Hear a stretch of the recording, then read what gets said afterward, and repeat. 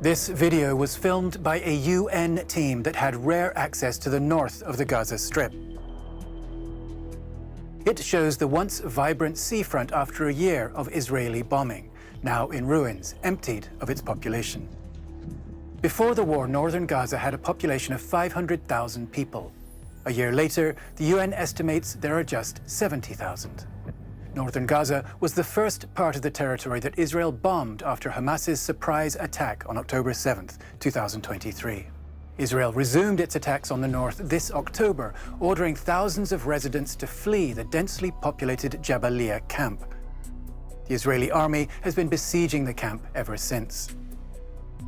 A collective of local journalists sent France 24 interviews with residents forced to flee the camp.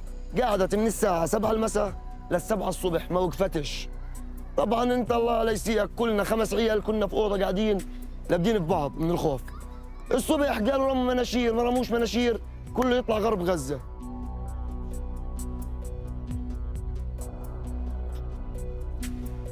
قبل يومين راح قريبنا على الحارة لقى بيوتنا الستة مهدومة.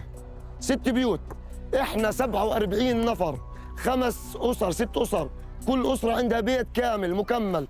The Israeli army says the evacuations in Gaza are intended for the safety of the territory's residents while military operations are underway. But the NGO Human Rights Watch says that in many cases the evacuations are intended to be permanent and amount to mass forcible transfers, which are banned by the Geneva Conventions. By the end of October, Israel had destroyed or damaged nearly 70% of the buildings in northern Gaza, according to researchers in the US.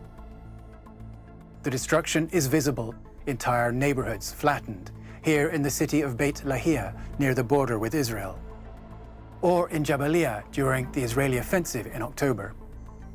Satellite images show the army is building a road across northern Gaza. Some analysts saying it might become a new buffer zone in the Gaza Strip. In its report, Human Rights Watch documented the creation of such buffer zones across Gaza, saying the Israeli army systematically razed land and buildings along the roads they have built to enter Gaza, including the access road to the Jabalia camp. Other analysts, like Brian Carter, say the Israeli military will be under pressure to explain the level of destruction once the fighting ends. That's going to present a serious problem for the Israelis, because when this war winds down and foreign journalists can go back into the Gaza Strip, there's going to be a big kind of public relations problem that the Israelis are going to face, because they will need to explain, A, why this destruction took place, and B, how it's going to get repaired. A senior Israeli commander, Brigadier General Itzik Cohen, reportedly told an off-the-record press briefing on November 5th there will be, quote, no return for any residents of northern Gaza. The Israeli army said his remark was taken out of context and did not reflect the army's objectives.